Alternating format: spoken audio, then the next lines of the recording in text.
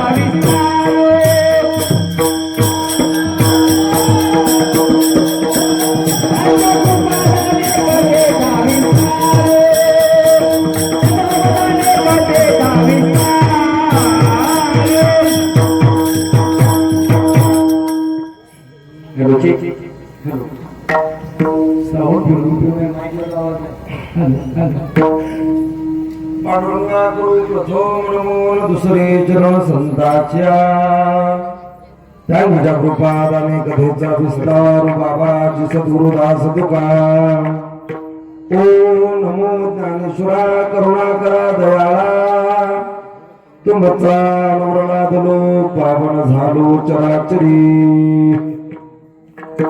ओंकार स्वरूप परम मंगलमय परात्पर अखिलेश्वर अकारण करुणावरुणालय दिनवत्सल भक्तांच्या कल्पतरू जगज्जमान जगन्नाथ अखिल कोण ब्रह्मांड नायक जगताच्या उत्पत्तीला अस्तित्वाला लयाला कारणीभूत असलेला पंढरीश पांडुरंग परमात्मा त्या परमात्म्याच्या असीम आणि असीम कृपेने वारकरी संप्रदायातील अष्टादश संत मंडळीच्या परमकृपेने परमप्रेरणेने गावकरी मंडळीच्या अत्यंत अट्टासातून समर्थ सद्गुरू साईनाथ महाराजांच्या सप्ताह त्रुटीच्या परम कष्टातून आपण सर्वांनी एक 15 वर्षापूर्वी श्री साईनाथ महाराजांच्या मंदिराची उभारणी केली. त्या मंदिरामध्ये चैतन्य स्वरूप भगवान साईनाथ महाराजांच्या मूर्तीची प्राणप्रतिष्ठा केली आणि 15 वर्षाच्या कालावधीनंतर त्या मूर्तीचा जीर्णोद्धार म्हणून आपण नाविन्यानं मूर्ती स्थापन करत आहात. त्या निमित्ताने हा सोहळा आहे.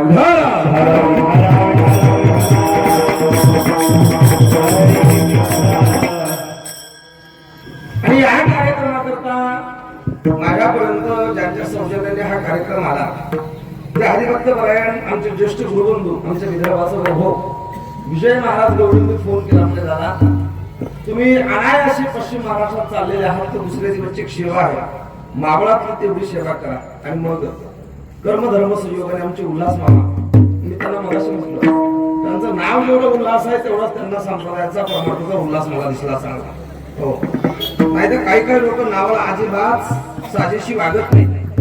काही काही माणसांचं नाव आमच्याकडे विदर्भात एक मन आहे, नाव पंढरीनाथ रस्त्यांचा लपून घेतात. नावाला साजणारे लोक असले पाहिजे.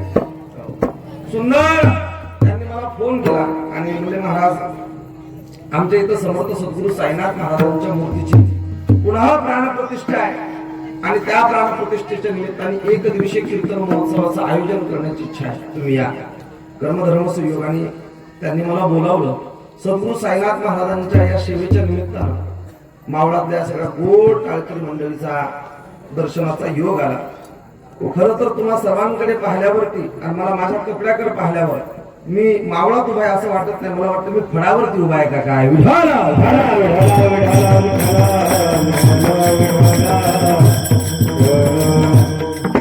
सर्व गावकरी मंडळीच्या विनंतीला मान देऊ राहू देते हे साथ देणं त्याच्यामुळे ते अवघड वाटायला. महाराज सर्व गावकरी मंडळींनी अट्टहास केला आणि सुंदर नियोजन आयोजन केलं. दोन्ही मृदंगाचार्य, मी पहिल्यांदा तुमच्याकडे आलो त्यामुळे तुमची नावं माहित नाही, माफी असावी.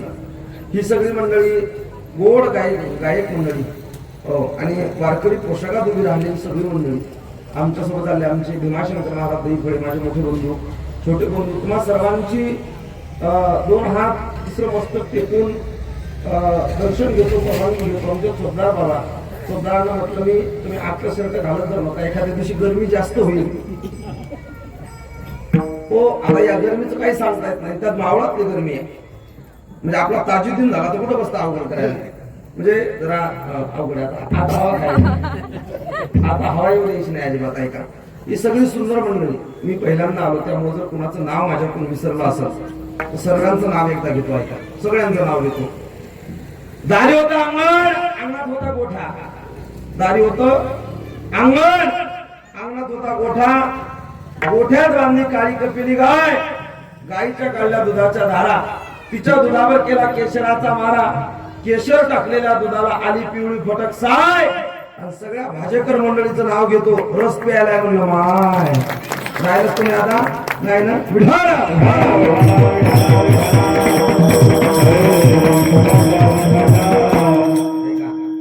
समर्थ सद्गुरू साईनाथ महाराजांच्या मंदिराचं आपण 15 वर्षापूर्वी स्थापना केली आणि आता नाविन्याने ती मूर्ती बसवली. त्यानिमित्तानं वारकरी संप्रदायामध्ये कलशस्थानी असलेले वैराग्याचे महावीर संत श्रीमंत जगद्गुरु तुकोबराय, तुकोबराय होणं एवढं सहज नाही. जगद्गुरु तुकोबराय म्हणजे बऱ्याच बुवा लोकांना असं वाटतं की आम्ही 4 अभंगावरती कीर्तन केलं, 4-2 कीर्तन करून लोकांना 4-2 खड्या बोलाचे उपदेश केले म्हणजे आम्ही तुकोबराय झालो की काय. ऐका, पाठमागच्या मंडळीला तेवढी सूचना द्या, मागच्या मंडळीला परत एकदा सूचना द्या, बोलू नका म्हणा. ऐका महाराज, सामान्य माणसाला खड्या बोलामध्ये उपदेश करायचा प्रारंभ केलेल्या बऱ्याचशा बुवा लोकांना कीर्तनकारांना असं वाटतं की आम्ही तुकाराम महाराज झालो की काय. आणखी एक संप्रदायामध्ये नवीन रूढ निर्माण झाली. जगद्गुरु तुकोबरायांच्या वारकरी संप्रदायामध्ये किंवा तुकोबरायांच्या परंपरेमध्ये येती देती नरका जाती या रूढीवरती आढळून चालणारी बरीच लोक आहेत. कीर्तनाचं मानधन घेणं हे पाप आहे आणि हे 100% कीर्तनकारांना कळतं. कीर्तनाचं मानधन घेणं पाप आहे, मानधन घेतलं नाही पाहिजे. कीर्तनाचं मानधन न घेणं ही संप्रदायाची परंपरा आहे. कीर्तनाचं मानधन घेणं हा भोगाचा भोग आहे आणि कीर्तनाचं मानधन न घेणं हा भोगाचा त्याग आहे. मी कीर्तनाचं मानधन घेतच नाही असं बऱ्याच गोवा लोकांमध्ये समज आहे आणि ती घेतही नाही. गळ्यात हार घालत नाहीत, कपडाला बुका लावू देत नाहीत, जाताना मानधन घेत नाहीत. ती वंदनीय आहे, सदैव पूजनीय आहे. कीर्तनाचं मानधन न घेणारी लोक वंदनीय आहेत, पूजनीय आहेत, यात तिला मात्र शंका नाही. पण तुकोबारायांच्या मताप्रमाणे भोगांगे घडे त्याग त्यागांगे ती भोग ऐशी उपराटे वर्म धर्मांगी अधर्म. भोगाचा भोग घेतल्यावरती मर्यादित पाप लागतं, पण त्यागाचा भोग घेतल्यावरती कैक पटीनं जास्त पाप लागतं. कीर्तनाचं मानधन घेणाऱ्या कीर्तनकाराला पाप लागतं, पण कीर्तनाचं मानधन न घेता इथं बरोबर मी घेत नाही हे सांगणाऱ्याला दुप्पट पाप आहे. हे सांगणाऱ्याला दुप्पट पाप आहे. आता याच्या पलीकडे सांगतो ऐका, मला कुणाच्या विरोधात किंवा संमिश्र बोलायचं नाही. आपण लोकांची इनकमिंग बंद केली किंवा लोकांचं घेणं बंद केलं म्हणजे आपण तुकाराम महाराज झालो नाही. तुकाराम महाराज होण्याकरता लोकांचं घेणं बंद करावं लागतं आणि आपलं लोकांकरता फुकून द्यावं लागतं, तेव्हा तुकाराम महाराज होता येतात. केवळ लोकांचं घेणं बंद केल्यानं तुकोबाराय होता येत नाही. एवढ्या वैराग्य संपन्न तुकोबाराय ज्या तुकोबाराने 400 वर्षापूर्वी 1,36,00,000ची ऐवज रक्कम लोकांकरता सोडून दिली, ते तुकोबाराय ज्या लोकांनी 400 एकराची जहागीरदारी सोडली, ते तुकोबाराय ज्या तुकोबारायांनी घरचं पोरग पोटचा मुलगा संतू नावाचा मुलगा पाणी पाणी करून मेला पण समाजाकरता समर्पण करणार तुकोबाराय. आणि त्या तुकोबारायांचे एकनिष्ठ शिष्य पारनेरकर उर्फ पराशर नगरीत वास्तव्य करणारे निळोबाराय, त्या निळोबारायांचं अभंग सेवेकरता निवडलेला आहे.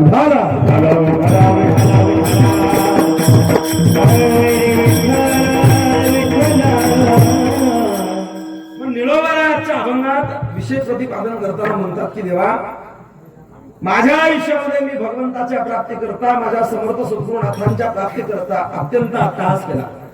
मी नवस केले आणि नवस केल्याच्या नंतर त्या नवसाची पूर्तता म्हणून माझा नवस पूर्ण झाला. पूर्ण केला मनोरथ. काय मनोरथ होता? तर पूर्ण मनोरथ कुठला होता? सत्य संकल्पाचा दाता नारायण पूर्ण करी सकळ मनोरथ, पूर्ण करी सकळ मनोरथ. पण पूर्ण मनोरथ, सकळ मनोरथ पूर्ण करण्याकरता तुम्ही निर्माण केलेले किंवा तुम्ही मानलेले मनोरथ, दादा ऐका ना, राहू द्या ना, असं अधूनमधून नका करू. जसं आहे तसं राहू द्या, आहे तसं राहू द्या. चालू कीर्तनामध्ये तयारी कधीच करायची नाही. ही सकाळपासून तुमच्याकडे वेळ होता.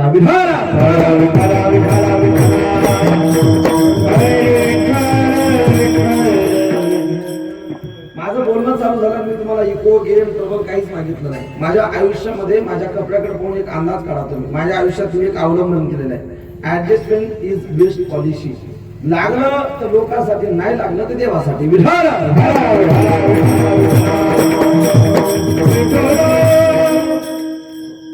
महाराज श्री संत निळोबारायांचा मनोरथ पूर्ण झाला. आणि मनोरथ कोणता पूर्ण होतो माणसाचा? सत्य संकल्पाचा दाता नारायण.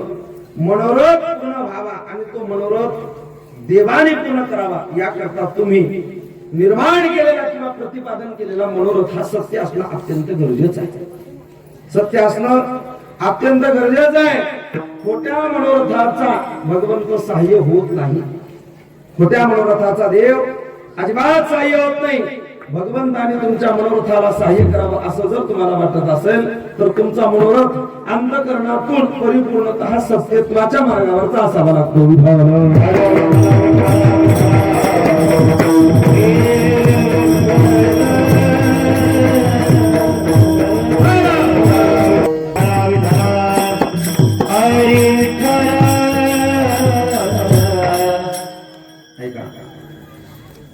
निळोबाराय म्हणतात, माझ्या जीवनामध्ये मी सत्य संकल्प केला आणि त्या संत संकल्पाचा किंवा माझ्या आयुष्यामध्ये चांगल्या मनोरथाचा जो नवस होता तो नवस आज भगवंताने पूर्ण केला. मनोरथ काय मनोरथ होता? माझा मनोरथ आणि माझी इच्छा अशी होती की भगवंताने माझ्या घरी यावं, दादा त्रास देते ते भन करायला लागला साऊंड दादा ते ऐकणाऱ्याला बिचारा गोड लागायला लागला का त्याचं तोंड तिकडच राहू द्या भगवंताने माझ्या घरी यावं ही माझी संकल्पित इच्छा होती आणि मग तो नवस पूर्ण केल्यावर घरा आले कृपाळू माझ्या सत्य संकल्पाचा मनोरथ पूर्ण करण्याकरता माझ्या घरी जे आले ते सहज येणारे नाही ते कृपाळू आहे कृपाळू स्वभावाचे भगवंत असल्यामुळे त्यांनी माझ्यावरती कृपा केली माझ्या घरी आले काय केलं घरी येऊन सांभाळिले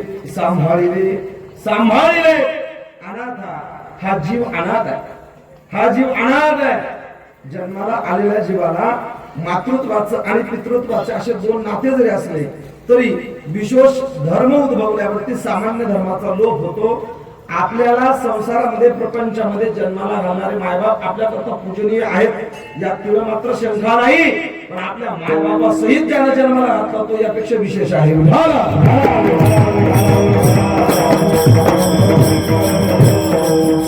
आणि प्रापंचिक अवस्थेमध्ये बहुधा लोकांची अवस्था अशी आहे प्रपंचामध्ये मुलगा प्रपंचामध्ये पत्नी प्रपंचामध्ये एखादा घरातला माणूस नात्यातला माणूस जर वर्ष 2 वर्ष नाही भेटला तो 2 वर्षांनी आठवण आल्यावर लोकांचे डोळे गरगर भरून येतात लोक रडतात माझी पत्नी 2 वर्ष झाली भेटली नाही माझा मुलगा 2 वर्ष झाला भेटला नाही अहो ज्याचा मुलगा इराणला आहे ज्याचा मुलगा इस्रायलला आहे ज्याचा मुलगा सध्या अमेरिकेत आहे त्याला विचारा काय रडताय ज्याचा मुलगा परदेशात आहे युद्ध चालू झाल्याच्या नंतर माझा मुलगा घरी येईल का नाही याकरता लोक सोशल मीडियावरती कसा रडत होते प्रापंचातला नातेवाईक 1-2 वर्षापासून भेटला नाही म्हणून आपण सोशल मीडियावरती वैयक्तिक जीवन प्रसारित करत रडणारी माणसं ज्याने जन्माला घातलं तो पांडुरंग गेल्या 50-60 वर्षात आणखी एकदाही भेटला नाही याचा पश्चाताप जोपर्यंत होत नाही तोपर्यंत परमार्थ चालू झाला नाही भगवंत भेटला नाही याच्या पश्चातापाची गरज आहे खर तर माणसाने प्रपंचामध्ये उभं राहून सामान्य प्रपंचाने मला भुरळ काढली आणि देवापासून दूर केलं म्हणून प्रपंचाकडे पाहून हसावं आणि कीर्तनात आल्यावर प्रपंचापायी मला भगवंत मिळाला नाही या पश्चातापात जीवाने देवाकरता रडावं पण उलट झालं लोक मंडपात हसायच्या अपेक्षेने येतात आणि प्रपंचात रडत बसतात महाराज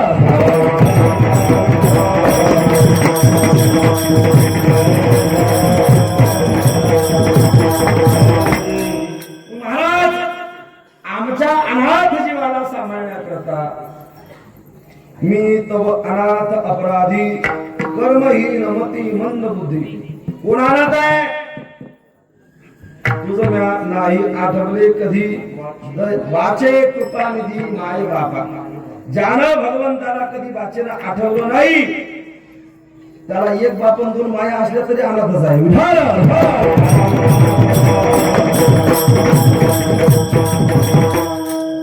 ज्याचे प्रपंचातले मायबाप गेले ज्याच्या शरीराला जन्माला घालणारे मायबाप गेले आणि मायबाप गेल्यावर ज्याचा अंगीकार ज्ञानोबारायांनी केला ज्याचा अंगीकार तुकोबारायांनी केला मी आमच्या बऱ्याच बुवा लोक आमच्या 2-4 बुवा लोक सोशल मीडियाला मी नाव नाही घेत पण ते सांगतात तिथं उभं राहून मी आनंद लावलो माझी आई गेली माझा बाप गेला मी अनाथावर रडापडा करायला सांगतात ऐका ज्ञानोबारायांच्या गादीवर उभं राहून 50 लाखाच्या फॉर्च्युनर मध्ये येऊन या गादीवर उभं राहून जर तुम्हाला वाटत असेल मी अनाथ आहोत तर तुम्ही अनाथ नाही तुम्ही विचारांना दलिंदर आहात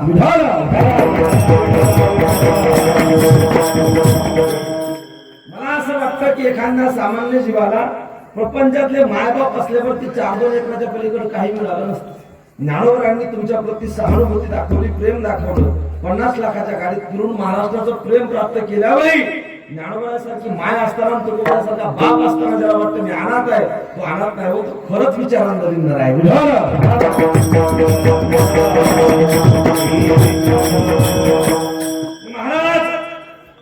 अनाथ खरा कोण ज्यानं भगवंताचं नाव वाचेवरती आठवलं नाही तो अनाथ आहे मग आम्ही भगवंताचं नाव आठवलं नाही आम्ही कधीतरी नाव आठवलं नामावने तयार असावे कल्याण ज्यामुखी निधान पांडुरंग कधीतरी भगवंताची आठवण करणारे आम्ही आहोत आमच्या अनाथाचा भगवंताने उद्धार केला काय केलं म्हणजे केला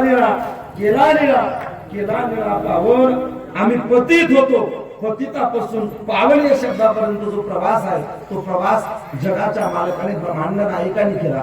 हे गाव पतित होतं, ही जमीन पतित होती.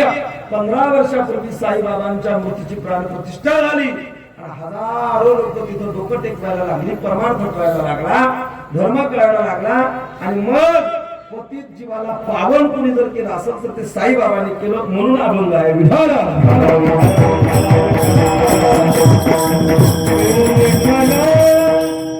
पतिताचा पावन करण्याची ताकद केवळ आणि केवळ संतात आहे.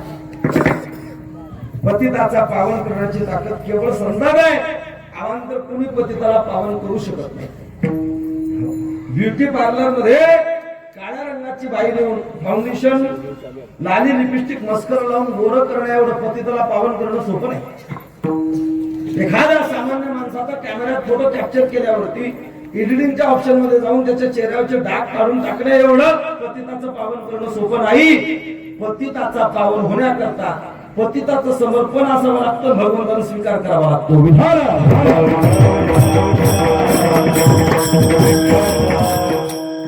भगवंताने स्वीकार जर केला नाही, भगवंताने जर स्वीकार केला नाही तर मग भगवंताने स्वीकार न करता जर तुमच्या आयुष्यामध्ये 50 कोटीचं बँक बॅलन्स, 50 एकर शेती आहे, तुमच्याकडे डिफेंडर गाडी आहे, तुम्ही किती श्रीमंत आहात याचा समाधानाशी काही संबंध नाही.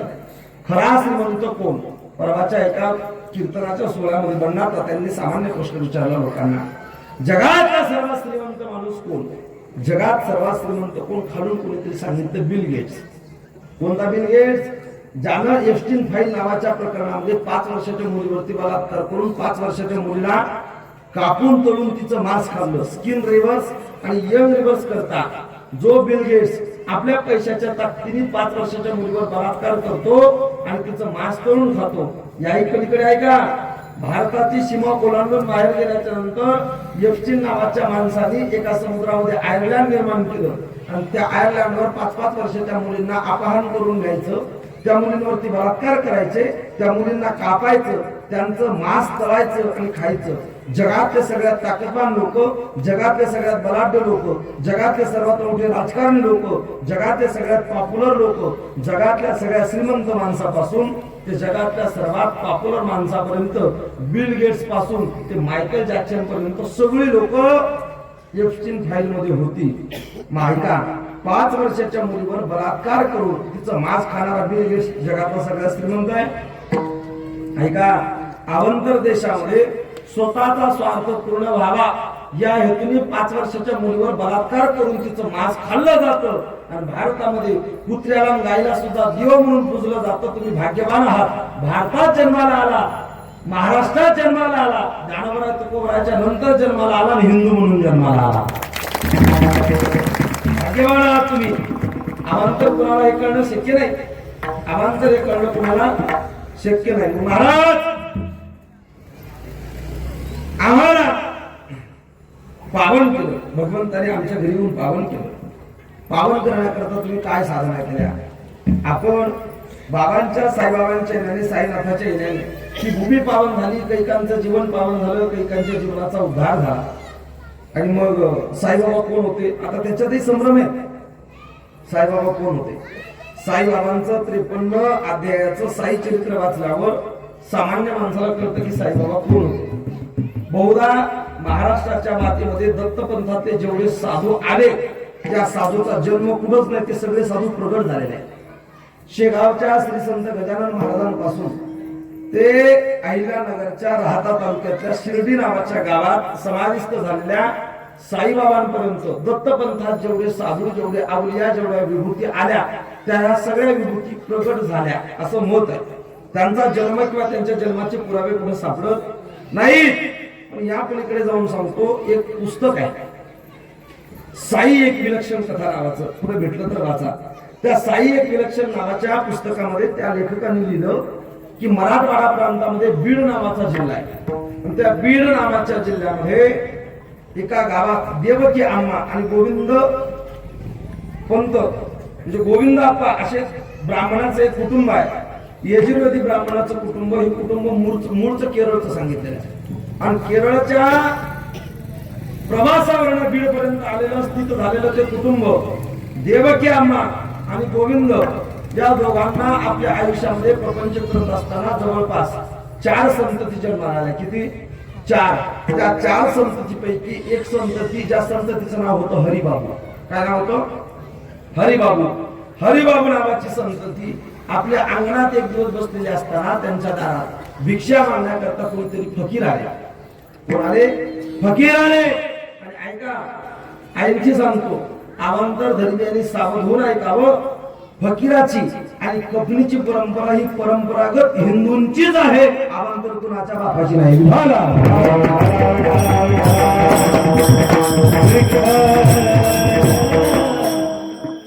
म्हणजे नाथ महाराजांना अनुग्रहित करणाऱ्या कफनी परंपरेतल्या जनार्दन महाराजांपासून ते जगद्गुरु तुकोबारायांच्या कन्येच्या समोर आपला कटोरा पसरून भिक्षा मागणाऱ्या अनगडच्या फकीरापर्यंत किंवा मलंग नावाच्या फकीरापर्यंत वारकरी संप्रदायाच्या परंपरेत नाथ पंथ आणि आदिनारायण पंथ या 2 पंथात जन्माला आलेले फकीर हे हिंदू धर्माचेच आहेत. बाकी कोणी त्याचा उचलेपणा करायचा नाही.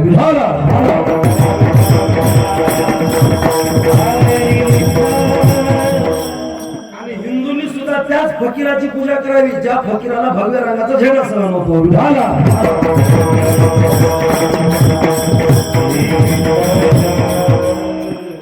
हिंदूंनी सुद्धा त्याच फकीराची पूजा करावी ज्या फकीराला भव्य रंगाचा झेंडा सहन होतो. म्हणजे मी नेहमी बोलत असतो, स्वतंत्र भारताची लाल किल्ल्यावरती बसून सनई वाजवणाऱ्या उस्ताद बिस्मिल्ला खान साहेबांचा मुसलमान असूनही मी भक्त आहे. भारत स्वतंत्र झाल्यावर वैज्ञानिक क्षेत्रामध्ये आपल्या देशाचं नाव मोठं करणाऱ्या एपीजे अब्दुल कलामांसारख्या मुसलमानाचा मी भक्त आहे. छत्रपती शिवाजी महाराजांचं 32 मन सोन्याचं सिंहासन आपल्या आशीर्वाद होणाऱ्या मदारी मेहतर सारख्या मुसलमानाचा मी भक्तच आहे. पण जर तुम्ही म्हणत असाल टिपू सुलतान आणि औरंगजेबाच्या कबरीला संरक्षण पाहिजे तर मी म्हणत असतो याचा डीएनए तपासून पाकिस्तानात पाठवा. हा भारतातला नाही. फकीर हा शब्द हिंदू परंपरेतला, नाथ परंपरेतला, दत्त परंपरेतला आहे. त्यामुळे तो कोणी चोरायचा नाही. हो, आपण फकीराची पूजा करावी. पण कोणत्या तुकोबारांच्या दारात येऊन भिक्षा मागणाऱ्या, तुकोबारांच्या दारात येऊन भिक्षा मागणाऱ्या फकीराची पूजा करायला हरकत नाही. ऐका, अंगणामध्ये एक फकीर आले आणि अंगणात फकीर आल्याच्या नंतर हरिबाबू नावाच्या त्या लेकराने त्या फकीराकडे पाहिलं.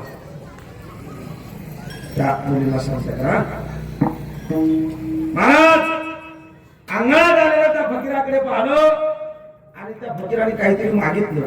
म्हणून हरिबाबू नावाच्या लेकराने त्यांच्याकडे पाहिलं आणि सांगितलं, बाबा मला तुमच्या सोबत यायचंय, मला तुमच्या सोबत यायचंय. आणि त्या फकीराने मग त्या लेकराला समवेत घेतले आणि ते लेकरू एकदा त्या फकीरासोबत निघून गेलं, ते परत आलं नाही. आपला हरिबाबू नावाचा मुलगा सापडला नाही म्हणून त्या बीड नावाच्या प्रांतामधून देवकी अम्मा आणि गोविंदरावांनी त्याग केला प्रांताचा आणि ते हैदराबादला निघून गेले. हैदराबाद सुद्धा भारताच्या ताब्यात आहे, त्याच्यावरती आनंद उपकार आहेत सरदार वल्लभभाई पटेलांचे.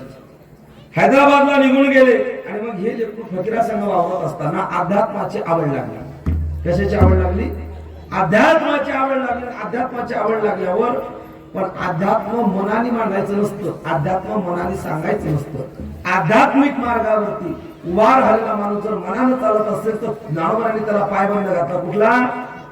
अध्यात्माच्या रस्त्यावर, परमार्थाच्या रस्त्यावर मनाने मार्गक्रमण करणारा माणूस जर वाटचाल करत असेल तर मनाने चालणाऱ्या माणसाकडे मन मार्ग गेला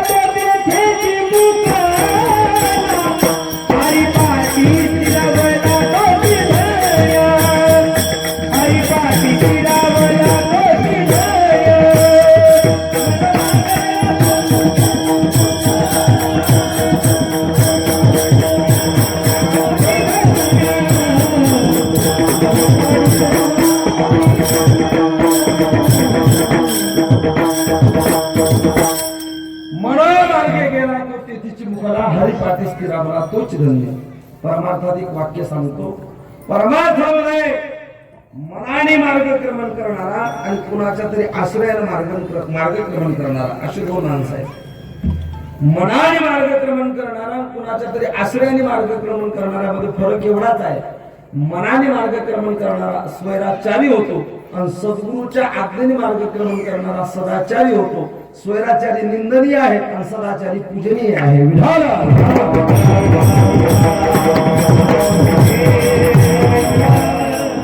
परमार्थामध्ये सदाचाराला अत्यंत महत्व आहे, स्वैराचाराला तुळभरही महत्व नाही. सद्गुरू त्या फकीरासोबत फिरता फिरता फिरता सांगितलं अध्यात्माची आवड लागली आणि मला अध्यात्म जाणून घ्यायचं. आणि मग त्या फकीराने ते हरिबाबू नावाचा पोरगा, परभणी नावाच्या जिल्ह्यात शेरू नावाचं गाव आहे, त्या शेरू नावाच्या गावामध्ये बालासाहेब नावाचे एक साधू झाले. आजही त्यांचं मंदिर तिथे स्थित आहे. त्या बालासाहेबांकडे पाठवलं आणि बालासाहेबांकडे पाठवल्याच्या नंतर हा सगळा 1818च्या समोरचा कालावधी आहे.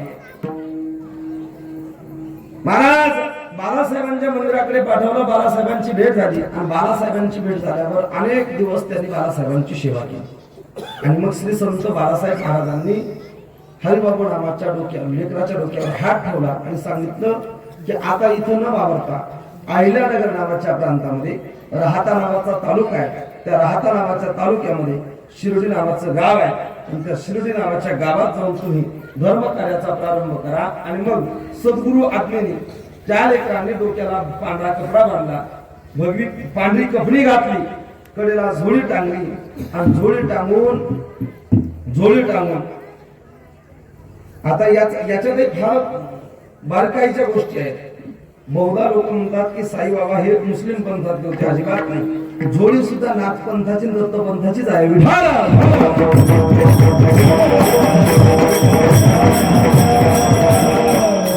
आणखी पलीकडे सांगू, साईबाबा मुस्लिम पंथातले नव्हते किंवा मुस्लिम पंथ इकडला होता, फक्त तलवारीच्या टोकावर तिकडे गेला.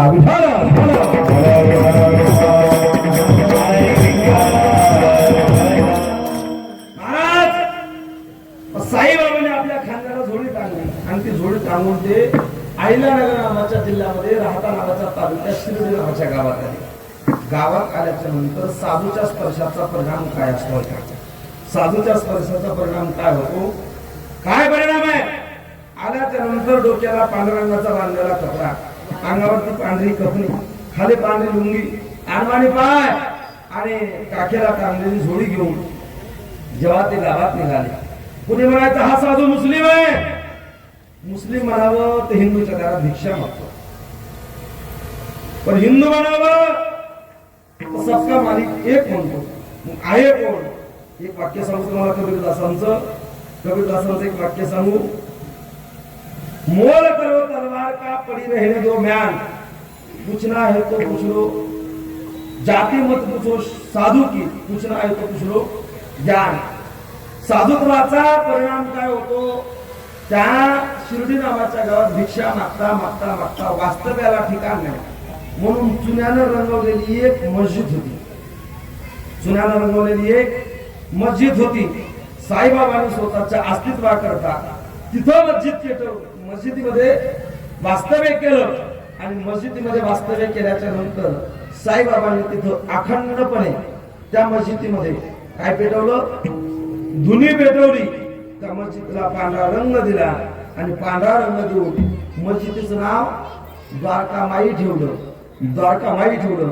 दगड पडीत होते, पडीत दगडानं रचना केलेला द्वारकामाईला म्हणजे पडीत दगडाची रचना झालेल्या मस्जिदीला श्री संत साईबाबांचे पाय लागले.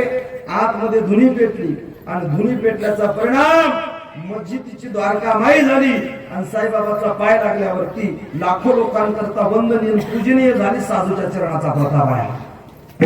साधूच्या चरणाचा प्रताप आहे. साईबाबांनी त्या मस्जिदीमध्ये जाऊन धुनी पेटवली. आणखी पुढे सांगू, धुनी सुद्धा दत्त पंथातलीच आहे.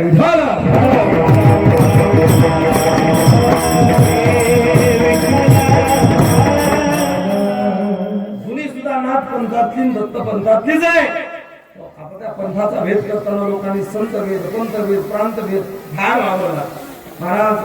आणि मग तिथं धुनी पेटून अनेक लोकांच्या उद्धाराकरता जीवन जगलो. साधूचं जीवन दोनच गोष्टी करत असतं. एक, देवळाच्या जीर्णोद्धारा करता आणि जीवाच्या उद्धारा करता विहार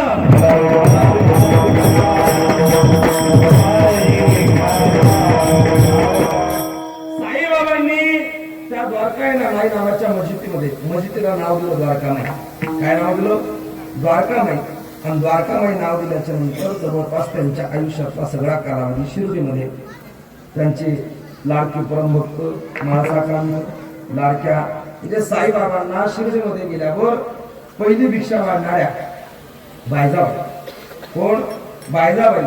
श्री संत साईबाबांना उभ्या आयुष्यामध्ये आरे साई आणि कारे साई म्हणण्याची ताकद फक्त एकाच माऊलीची होती, तिचं नाव बायजाबाई. कारण बायजाबाईंनी पहिलं अन्न चाललं होतं. बायजाबाईंनी पहिली भाकर दिली होती साईबाबांना. तुम्हाला सांगू, आपल्या हातावरती जिला भाकर ठेवली तिला माय म्हणायला विसरायचं नाही. तुला माय म्हणायला विसरायचं नाही अजिबात. किंवा आणखी आपल्या मराठीत एक म्हण आहे, ज्याचं खावं मीठ त्याचं काम करावं नीट. Value the person who give you the time. It's not just time, they share part of life with you. उपकाराची फेड उपकाराने जर नाही झाली तर अपकाराने करू नये.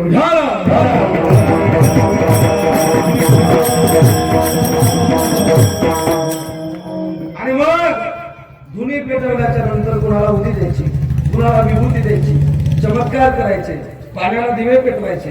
पाण्याला दिवे पेटवण्यापासून ते विभूतीला माणसं नीट करण्यापर्यंत त्या सगळ्या सिद्धी माहूरगडापासून भारतात पसरलेले. त्याचं नाव दत्तपंथ आहे.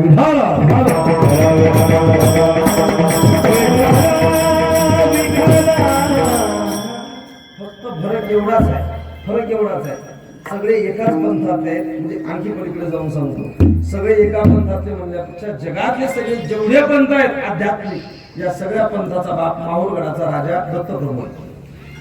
दत्तप्रभू आहे. आता आपल्यात भेद निर्माण होता. नाथ पंथ सुद्धा दत्तप्रभूच्या आज्ञेनेच भगवान आदिनाथाने स्थापन केलेला आहे. दत्तपंथाने सगळ्याच पंथांना जन्म दिलेला आहे. या पलीकडे जाऊन सांगू तुम्हाला, परंपरेचा जर विचार केला तर फरक एवढाच आहे. दत्तपंथामध्ये आदिनारायण परंपरा आणि संन्यासी परंपरा. कोणती? दत्तप्रभूचा अवतार स्वामी नरसिंह सरस्वती, स्वामी नरसिंह सरस्वतीचा अवतार शंकराचार्य. आणि शंकराचार्याने स्थापन केलेले 10 आकडे गिरी पुरी संन्यासी भारती हे 10 आखाडे. आणि इकडे आदिनारायण परंपरेमध्ये आदिनारायण, ब्रह्मदेव, आत्री, दत्तप्रभू, जनार्दन स्वामी, एकनाथ महाराज, गावबा महाराज, गावबा महाराजांपासून पुन्हा वर नगद नारायण गडापर्यंत आणि इकडं उभ्या बुक्यावाल्या पुरुषोत्तम पाटलापर्यंत आदिनारायणाची परंपरा आपल्या आळंदीत आहे. आणखी पलीकडे जर विचार केला तर फरक असा आहे, आपण जर भगवंताच्या देवाच्या दर्शनाला गेलो, आपण वारकरी पंथ हा सुद्धा स्वतंत्र पंथ अजिबात नाही. वारकरी पंथामध्ये चैतन्य संप्रदाय, वैष्णव संप्रदाय, नाथ संप्रदाय, शैव संप्रदाय, गाणपत्य संप्रदाय, अनेक पंथाची एक बैठक ऐका. त्या सगळ्या पंथांचा विचार करत असताना फरक एवढाच आहे, शेवटी तत्वनिष्ठता प्रत्येकाची एक आहे. आदिनारायण परंपरेतले एकनाथ महाराज देवीच्या समोर गेले तेव्हा ते म्हणतात, अनादि अंबिका भगवती बोध करडी घेऊन हाती. हे नाथ महाराजांचं वर्णन झालं. त्याच दत्त परंपरेत जन्माला आलेले संन्यासी पंथातले शंकराचार्य देवीच्या समोर उभे राहतात तेव्हा ते म्हणतात, सर्व मंगल मांगल्ये शिवे सर्वार्थ साधिके शरण्य त्र्यंबके गौरी नारायणी नमोस्तुते. आणि त्या दत्त परंपरेच्या आधीने स्थापन झालेल्या नाथ पंथामध्ये आपण जेव्हा देवीचं स्मरण करतो तेव्हा आईचाच वगवा मागेल. आणि त्याच नाथ परंपरेमध्ये जेव्हा 5.5 पदाची मूळ भाषा मच्छिंद्र नाथांनी निर्माण केली तेव्हा काली काली महाकाली ब्रह्मा किंमती इंद्र किसाली ही तर सुरुवात आहे. फक्त फिरून तिथं जिथं कळणारा पाहिजे.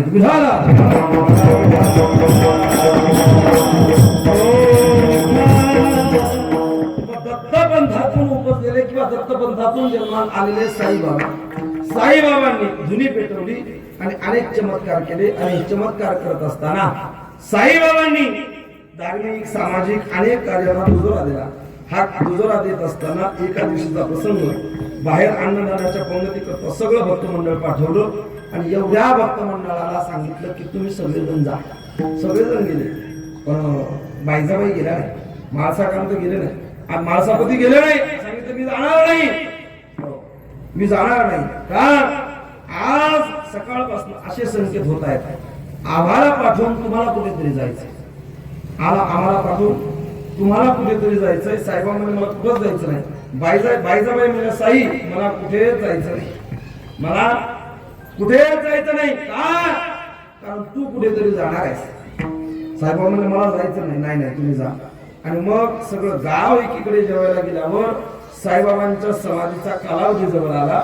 हिंदू धर्मातला पूजनीय महोत्सव शारदीय नवरात्र महोत्सवाची सांगता दसऱ्याच्या दिवशी, आणि त्या दसऱ्याच्या दिवशी आपल्या झोळीतून 9 रुपयाचे 9 नाणे काढून बाईच्या हातात दिले.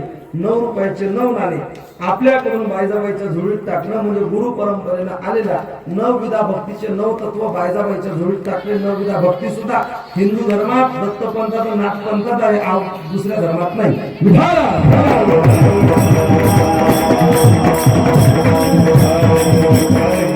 एवढं सगळं सिद्ध करून फक्त याच्याकरताच सांगायला की लोकांचा गैरसमज आहे तो मिटावा.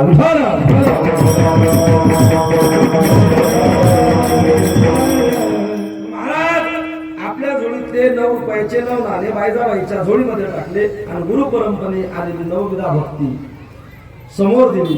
पण समोर देत असताना बाईजाबाईला सांगितलं भक्ती द्या, भक्ती द्या, भक्ती द्या, मला ज्ञानी करा. पण भक्ती ज्ञान देत असताना कशा सहित मागितलं माहित आहे? कशा सहित? प्रेमासहित मागितलं. भक्ती प्रेमाविना ज्ञान नको देवा अभिमान दया माझी. आणि मग कर्म धर्म संयोगाने पहा, जर कोणाला काही वाटलं तर एकदा तपासा. साईबाबांनी ज्या दसऱ्याला आपला देह ठेवला, त्या दसऱ्याला बुद्ध जयंती, त्या दसऱ्याला मोहरम, आणि त्या दसऱ्याला हिंदू धर्मातल्या 3.5 मुहूर्तापैकी एक मुहूर्त आणि भगवतीच्या कलशाचं उत्थापन असे 4 योग एकत्रित आले. त्यामुळं साधूला धर्माचा डाग लावायचा नाही. ते 100% दत्तपंथातले हिंदू धर्मातलेच होते.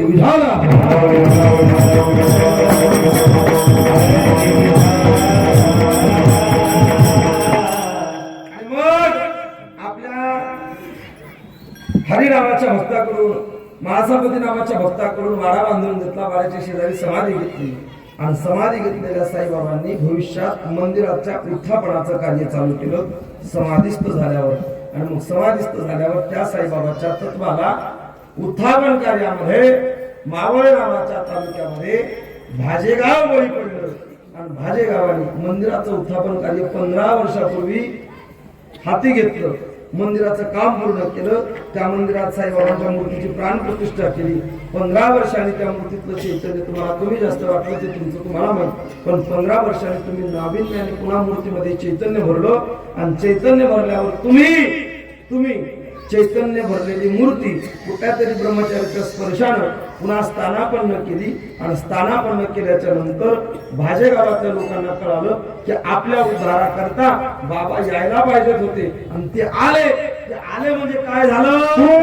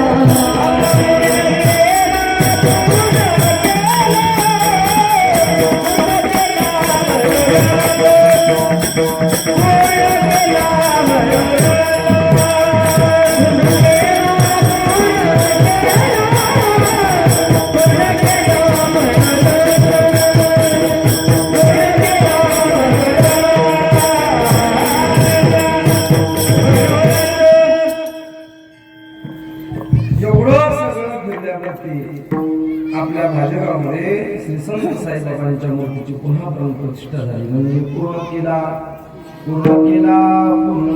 मनोरथ. आमचा मनोरथ पूर्ण केला म्हणजे नेमकं कोणता मनोरथ होता?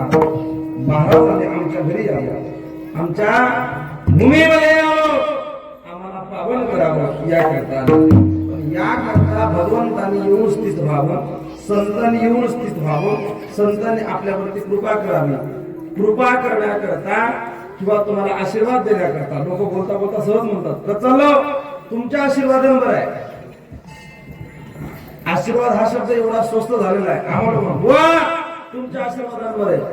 काही काही नाही, मला तुमच्या पायाचा आशीर्वाद आहे. बुवा तुमच्या पायाचा आशीर्वाद आहे. आमचे पाय रोज 3 जिल्हे ओलांडून फिरायले. आमचे पाय रोज 3 जिल्हे ओलांडून फिरायले. त्यामुळे बुवाच्या पायाचा आशीर्वाद लागत नाही. तुम्हाला सांगू कोणत्याच बुवाच्या पायाचा आशीर्वाद लागत नाही. कोणत्याच बुवाच्या पायाचा आशीर्वाद भेटत नाही. सामान्य समाजाने दानोबरा तुकोबरा वगळता कुणाच्या पायावर माथा टेकवायचा नाही. सामान्य समाज शॉर्टकट श्रीमंत होण्याकरता समाधानाच्या प्राप्ती करता नको त्याच्या पायावर माथा टेकवतो आणि 8 व्हिडिओचा पेनड्राईव्ह सापडला की आमच्या नावाने बोलतो.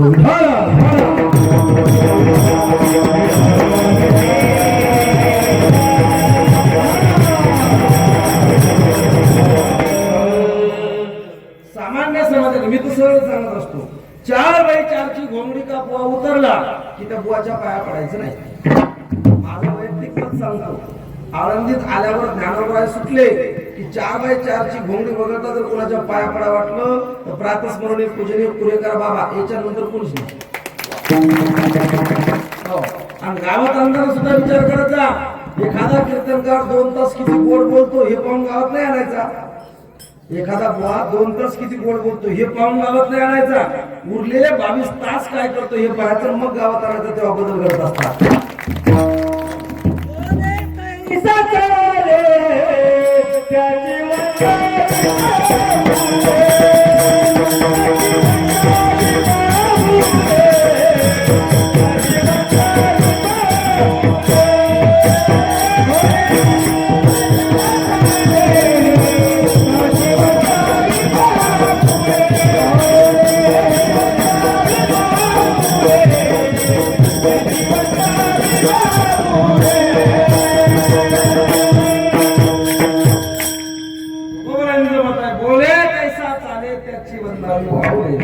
माणसाच्या शब्दाला कृतीचं कारण असणं अत्यंत महत्वाचं आहे. त्यांनी म्हणलेलं प्रमाण बहुधा लोकांना वाटतं ती मन आहे. ती मन नाही, त्याच्या कोबऱ्यांचं प्रमाण आहे का त्यात बोले तैसा चाले त्याची बंधावी पावली. हो जिसके चरण आचरण के साथ चलते उसके चरण पूजनीय और वंदनीय होते हैं.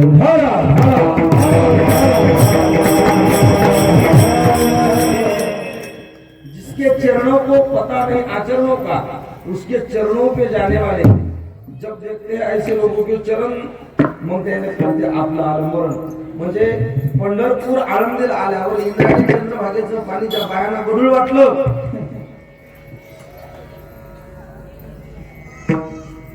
पुढचं सांगायचं काम नाही तुम्हाला.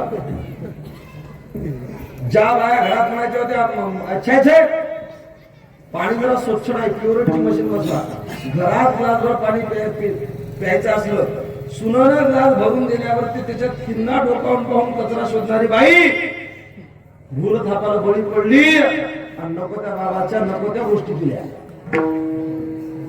मी आणखी सांगतो जगाच्या पाठीवर पांडुरंगासारखा भगवंत नाही, ज्ञानोबरासारखे संत नाही, ज्ञानेश्वरी गाथ्यासारखा ग्रंथ नाही आणि वारकरी संप्रदायासारखा पंथ नाही.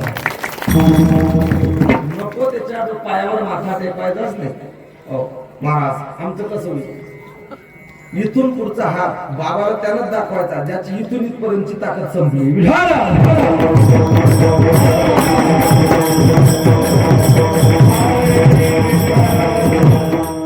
श्रद्धा ठेवलीच पाहिजे पण तळ हाताच्या रेषेवर भविष्य तेच हातात त्याच्या मनगटातलं बळ संपलं.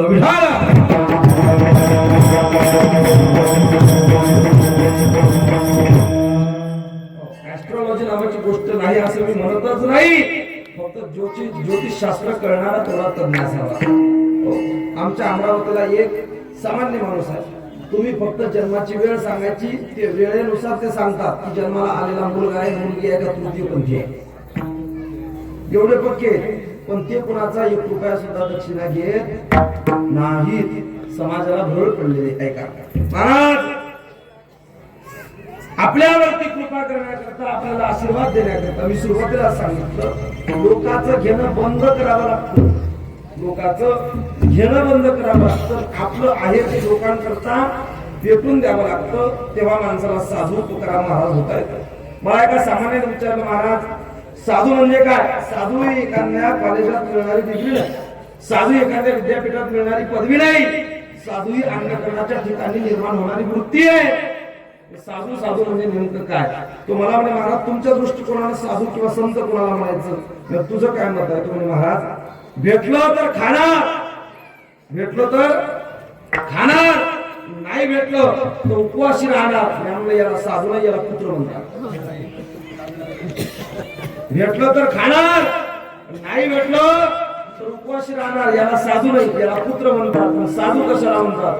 नाही भेटलं तर उपवासी राहते, भेटलो तर जगासोबत वाटून खाते, त्याचं नाव साधू आहे. ज्ञानोबा तुकोबांनी वाटलं म्हणून तुमच्याकडे टाळ आहे, माझ्या अंगात बाराबंदी नाही, आपली काय ताकद होती? शेवी तू हा रस वाटी तू आणि का संतांनी वाटलं म्हणून आपल्याला तर बरं वाटलं, नाही तर काय खरं होतं?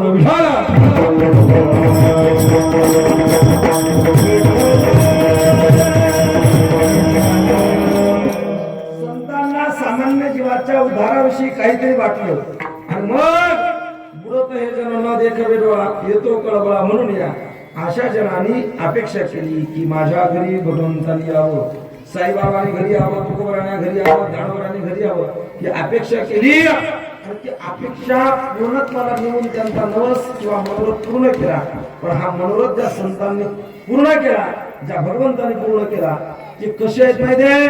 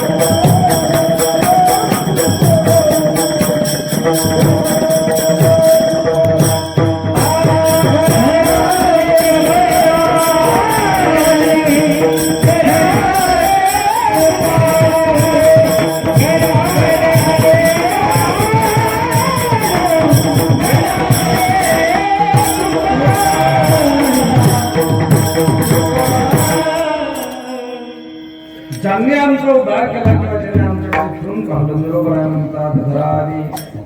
घरात आले कृपाळू, कोणत्या घरी आले?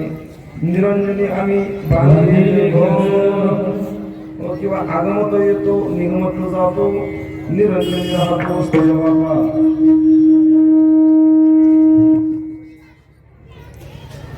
आगम निगमाचे स्थान, विठ्ठल सिद्धीचे साधून, विठ्ठल ध्यान विसावा, जिथं त्रिविध तापाने भरकटलेल्या जीवाला विसावा प्राप्त होतो ते आगम निगमाचं स्थान भगवंत आहे. आणि तो भगवंत घरा आला. कोणत्या घराला आला? आमच्या इकडं तुमच्या पश्चिम महाराष्ट्रात कलगीतुरा म्हणतात आणि आमच्या विदर्भात त्याला एक तारी म्हणतात. हो, जुने लोक म्हणायचे आपण घरात राहतो कुठं? घरात राहतो. तुम्ही जेव्हा घरात नव्हते तेव्हा तुम्ही घरातच होते. तुम्ही जेव्हा घरात नव्हते तेव्हाही घरात होते. आणि ज्याला घर नाही तो सुद्धा घरातच राहतो. ज्याला घर नाही तो सुद्धा घरातच राहतो. फक्त तुम्ही इकडे बोट दाखवलं की याचे तुम्ही मालक आहात, पण तुम्ही ज्याच्यात राहता त्या घराचा मालक पंढरपुरात आहे.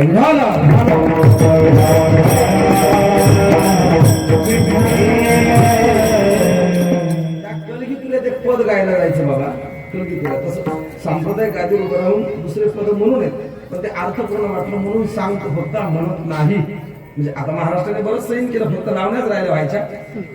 हो, मी त्यात ते अर्थपूर्ण म्हणून सांगतो. घरा राहोनिया घर दिसे ना मला, दाखवा घर माझे मला. राहोनिया घरा घर दिसे ना मला, दाखवा घर माझे मला. घरात राहते पण घर दिसत नाही. दाखवा घर माझे मला. ज्या घरात राहतो ते घर दिसत नाही, पण हे घर दिसत नाही म्हणजे हे घर दाखवून कोण दाखवतो? तर या घराला पुढे पद आहे. काय सांगू बाई परिहार मोठा, या बंगल्याला नभ खिडक्या दावा दरुठा. काय सांगू बाई परिहार मोठा, या बंगल्याला नभ खिडक्या दावा दरुठा. या बंगल्याला किती खिडक्या आहेत? 9 खिडक्या आहेत. आणि दावा दरवाजा होता. तो दावा दरवाजा लहानपणी आपल्या मावशीने तेल टाकून टाळू भरली दाबून टाकला. इथं 3 थेंब अमृताचा खड्डा होता. तो दावा दरवाजा आहे. काय सांगू बाई परिहार मोठा, या बंगल्याला नव खिडक्या दावा दरुठा. या 9 खिडक्याच्या बंगल्यामध्ये दावा दरवाजा बंद केलेल्या जीवनावाच्या साजूला जीवनावाला बाहेर येता येत नाही. भगवंताच्या प्राप्तीकडे जाता येत नाही. मग ते घर कळावं, तो बंगला कळावा. मग तो कोणी कोणामुळे कळाला माहित आहे? मग पुढे उत्तर दिलं त्याचं. धरून हात सद्गुरुनाथ दाविले माहेर बाई मी झाले निर्धार. धरून हात सद्गुरुनाथ दाविले माहेर बाई मी झाले निर्धार. परमार्थामध्ये घरात राहून जर घर सापडत नसेल तर आपला हात सद्गुरूच्या हातात द्यावा लागतो. पुन्हा सांगतो, परमार्थ स्वतंत्र नाही. परमार्थ कुणाच्या तरी अधीन होऊन करावा लागतो, तेव्हा उद्धार होतो.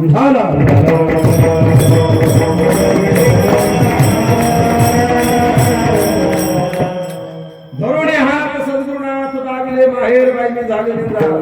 तैरते डूब जाते हो जिनको खुद पर गुमाने, और डूबते तैर जाते हो जिन पर सद्गुरु साई बाबा मेहरबान है.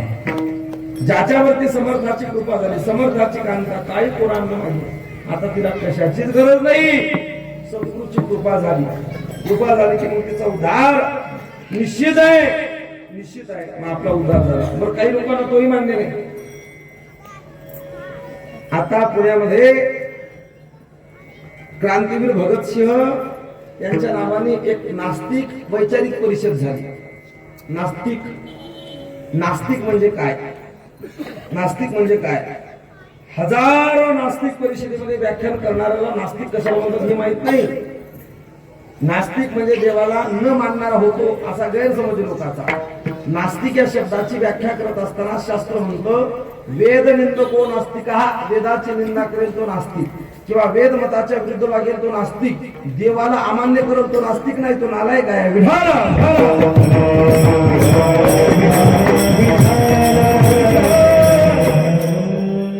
म्हणजे भल्या मोठ्या विद्यापीठामध्ये हजारो व्याख्यानं देऊन PhD ची पदवी प्राप्त करून मुग्धा कर्णिक सारखी बावळटबाई म्हणते पुंडलिक वर्धा आडांचोट तुकाराम, म्हणजे पांडुरंगाला आडांचोट म्हणणाऱ्या बाईला देवाचं अस्तित्व मान्य नाही. म्हणजे मला असं वाटतं की तुम्हाला कुणाचं अस्तित्व मान्य अमान्य आहे याने काही फरक पडत नाही, पण कुणाच्या धार्मिक कुणाच्या श्रद्धेच्या भावना दुखावतील असं शहाण्या भक्त्यानं बोलू नये. मुग्धा कर्णिक शहाणी असेल असं वाटत होतं, पण ज्या दिवशी ती पांडुरंगाला आडामचोट देव म्हणली त्या दिवशी कळालं की किती मनामचोट नालायक धर्मातली आहे देवी.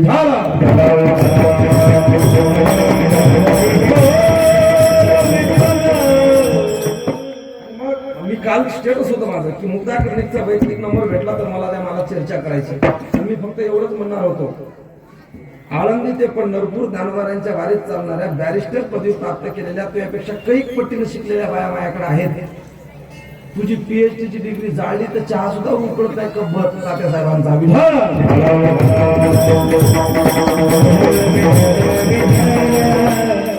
महाराष्ट्राला एक मोठी कीड लागली, कोणती माहिती आहे? तुमच्या श्रद्धास्थानाविषयी मी काहीतरी बोलायचं, तुम्ही त्याच्यावर आक्षेप घेतला की मी माफीचा व्हिडिओ करायचा विषय संपला. नाही, महाराष्ट्रातल्या वारकरी आणि हिंदू धर्माच्या श्रद्धास्थानाला तडा पोचवणारा जर कोणी बोलला तर त्याला माफीच्या व्हिडिओ पाहून बंद करायचं नाही. मी तर म्हणतो त्याला रायगडावर नेऊन टकमक टोका उभं करून ढकलून दिलं पाहिजे, त्याच्याशिवाय लोक सुधारणार नाही. ते राजकारणी असो नाही तर समाजकारणी असो, तो आस्तिक असो नाही तर नास्तिक असो, त्यानं का कुणाची श्रद्धा दुखवली की तो ढकलला पाहिजे. पण अस्तित्व किती अमान्य करावं मी सांगितलं. आता या समोरचा बंगला कोणी बांधला मला माहित नाही, त्या घर मालकाचं नाव माहित नाही.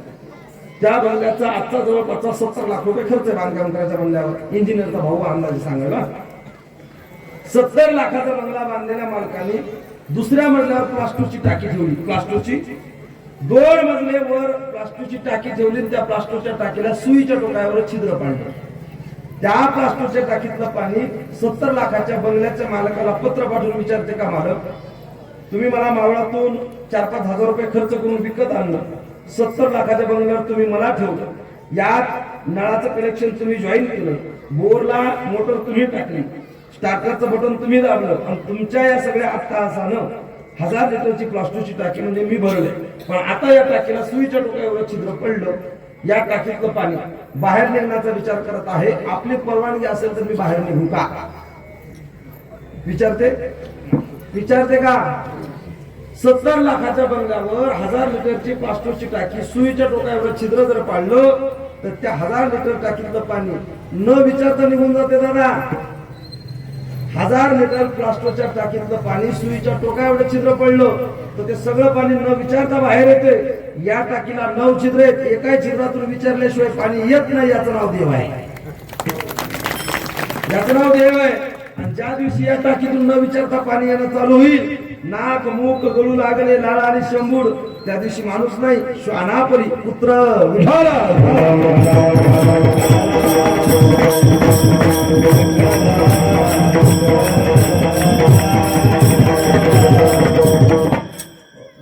मला याची जाण होती. म्हणजे छत्रपती संभाजी महाराज सांगायचे त्यांना, पण खरं सांगू तुम्हाला, छत्रपती संभाजी महाराज सांगायचे म्हणल्यावर वीर रसात बोलावं लागतं पांढरी चारला. आणि पांढरी चारला वीर रसात बोलावं असा एवढा गोड सांगून अजिबातच नाही. त्यामुळे मी ते जरा उरक्त घेत होतो. पण त्यांनी मला चिठ्ठी पाठवलीच. माझ्या आयुष्यात चिठ्ठी देणार तुम्ही पहिलेच. हो, आणि ते अशा याच्यावर सांगायचं मला जड जातं जरा. महाराज कृपाळू म्हणून संत किंवा भगवंत तुमच्या घरी आले. बरं ठीक आहे, घरी आलेल्या साधू संतांनी काय केलं आतापर्यंत आम्हाला भगवंत कळाले नाही, संत कळाले नाही. जोपर्यंत भगवंत संत कळत नाही, वेद कळत नाही तोपर्यंत नास्तिक आहे. आणि भगवंत संत कळत नाही तोपर्यंत अनाथ आहे. आता आलेल्या भगवंतांनी आम्हाला भगवंताची संताची जाण करून दिली, आम्हाला सांभाळलं. कुणाला सांभाळले?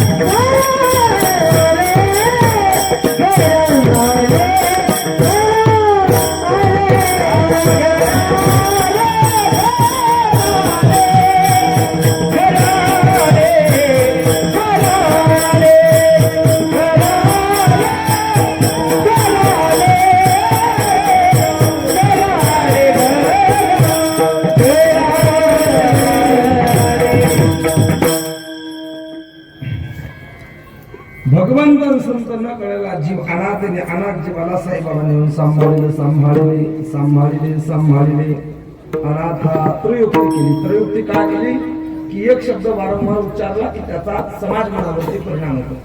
8 दिवसापूर्वी कोणतरी बोंब उठवली की देशात पेट्रोल डिझेलचा तुटवडा आहे, पेट्रोल पंपावर रांगा लागल्या. परिणाम होतो त्याचा. एक गोष्ट वारंवार उच्चारल्यावरती ऐका, त्यांची चिठ्ठी आली मी 5 मिनिटं वेळ देतो तुमच्याकरता ऐका. अनाथाला सांभाळलो आणि सांभाळल्याच्या नंतर या महाराष्ट्राच्या मातीमध्ये तुम्ही मावळातले लोक आहात.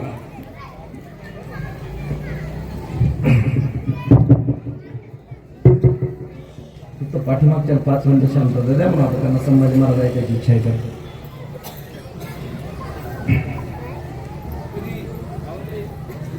ऐका दादाचा बेस कमी करा. प्रबलाने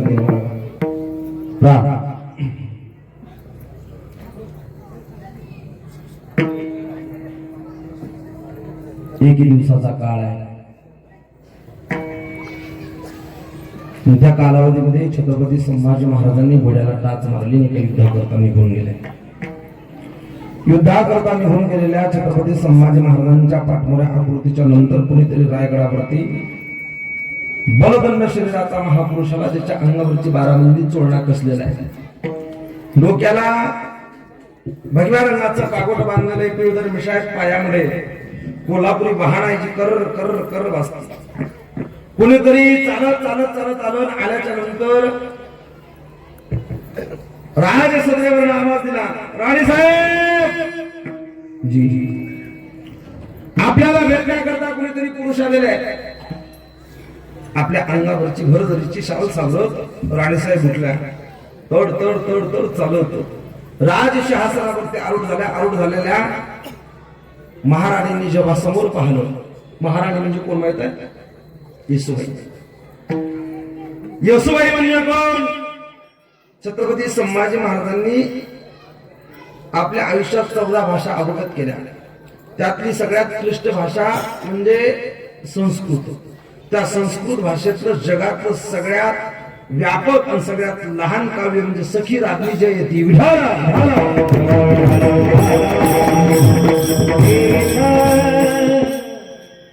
आपल्या काव्यामध्ये फक्त 3 अक्षरात सखी रात्री जयती या 3 शब्दांनी स्वतःची पत्नी भूषवून स्त्री शक्तीचा नारी शक्तीचा आदर छत्रपती संभाजी महाराजांनी केला. राजसिंहासनावरती बसलेल्या येसुबाईंनी समोर पाहिलं. समोर पाहिल्यावर कोण आहे? पिळदार पिशाचा तो पुरुष पाहिला. त्या पुरुषाकडे पाहिल्यावर लक्षात आलं की हा तर दुसरा कोणी नाही, हे माझे बंधू आहे. आणि आवाज दिला, गुणजी कुणीकडे येणं केलं? आकासाहेब. जोपर्यंत आबासाहेब जिवंत होते, जोपर्यंत छत्रपती शिवाजी महाराज जिवंत होते, तोपर्यंत ठरलेल्या कराराप्रमाणे स्वराज्य निर्माण झाल्याच्या नंतर आणि तुमच्या विवाहाच्या नंतर दाभोळच्या वतनाचा तुकडा आम्हाला देऊ केला होता. अक्कासाहेब, छत्रपती शिवाजी महाराजांचं वैकुंठ गमन झालं. तुमच्या मालकांचा राज्याभिषेकही झाला. तुमचे मालक रोज घोड्याला टाच मारून युद्धाकरता जातात. थैमान चालू आहे युद्धाचं. आणि या सगळ्या गोष्टीच्या कालावधीमध्ये, या सगळ्या गोष्टीच्या थैमानामध्ये तुम्हा भोसल्यांच्या घराण्याला एका गोष्टीचा विसर पडलेला आहे. कुठल्या? तुम्हा भोसल्यांना फक्त एक विसर पडला. तो विसर म्हणजे दाभोळच्या वतनाचा तुकडा शिर्क्याच्या घराण्याला देऊ केला होता. तेवढ्या वतनाचा तुकडा तुम्ही आम्हाला द्यायला पाहिजे. हे शब्द ऐकले आणि शब्द ऐकल्याच्या नंतर येसुबाई बोलत्या झाल्या, दादा रोज सकाळी काकड्याच्या वेळेला उठून घोड्याला टाच मारून निघालेले माझे मालक संध्याकाळी दिवट्या शांत झाल्यावरती येतात. आयुष्यामध्ये वडिलांनी निर्माण आणि उभं केलेलं स्वराज्य, या स्वराज्याला टिकवण्याकरता त्यांच्या काय आर्त यातना ते सहन करतात ते मलाच माहित आहे. दादा, उभ्या महाराष्ट्राचं स्वराज्य, मराठी स्वराज्य, दख्खनाचं स्वराज्य घेण्याकरता औरंगजेब थया थया करत महाराष्ट्रात आला. मराठ्यांची ताकद सांगू तुम्हाला, एकट्या छत्रपती संभाजी महाराजांची ताकद सांगू, मराठ्याच्या एका ढाण्या वाघाला पकडण्याकरता औरंगजेबाला 6 लाख सैन्य महाराष्ट्रात उतरवावं लागलं होतं. ही छत्रपती संभाजीराजांची ताकद आहे. दादा, मराठी स्वराज्य दख्खनचा पट्टा गिळंकृत करण्याकरता, मराठी स्वराज्याला संपवण्याकरता हिंदवी स्वराज्याची भव्य पताका उतरवून हिरव्या ध्वजाचं स्वप्न पाहणारा 32 दाताचा मदमस्त झालेला नाग महाराष्ट्राला गिळंकृत करण्याकरता आलाय तो औरंगाबाद. त्या औरंगाच्या घशामध्ये कधी दखल उतरेल, त्या औरंगाबाद कधी या महाराष्ट्राला गिळंकृत करेल, कधी मराठी स्वराज्याला संपवेल सांगता येत नाही. अशा कालावधीमध्ये तुम्हाला दाभोळच्या वचनाच्या तुकड्याचे प्रश्न पडतातच कसे. आपण मराठी आहात. जर उद्या औरंगजेब संपला आणि औरंगजेब मावळल्याच्या नंतर मराठी स्वराज्य पुन्हा एकदा स्वतंत्रपणे उभं झालं तर दाभोळच्याच वतनाचा तुकडा काय, तुम्ही मागाल त्या वतनाची जहागीरदारी, तुम्ही मागाल त्या वतनाची मनसबदारी, तुम्ही मागाल त्या वतनाची देशमुखी महाजन पद तुम्हाला देण्यात येते. पण आज कुठल्याही वतनाचा तुकडा मागू नका. तुम्हाला भोसल्यांचा स्वार्थ जागा होतोय. दिल्ला वचनाप्रमाणे जर कदाचित तुम्हाला दाभोळच्या वतनाचा तुकडा आम्हाला प्रदान करता येत नसेल तर मी शिर्क्यांचा चिरंजीव आहे. जर तुम्हाला दाभोळच्या वतनाचा तुकडा देता आला नाही तर आम्हाला तो घेता येतो. आणि मग गणोजी शिर्के आपल्या बहिणीने हा निरोप पोहोचवणार नाही असं सांगितल्यावर गणोजी शिर्के मनस्तापामध्ये निघालेले गणोजी शिर्के थेट शत्रूच्या दारात जाऊन उभे राहिले आणि कुणीतरी जाऊन सांगितलं, आलमपण आहे जागीर, आलमपण आहे जागीर. दिन दिन करते हुए हम जिस सम्मा को पकड़ने के लिए आए हैं वो सम्मा कहाँ भागता है, कहाँ दौड़ता है, वो सम्मा कब उगता है, कब वो सम्मा दिखता है और कभी अनदेखा होता है.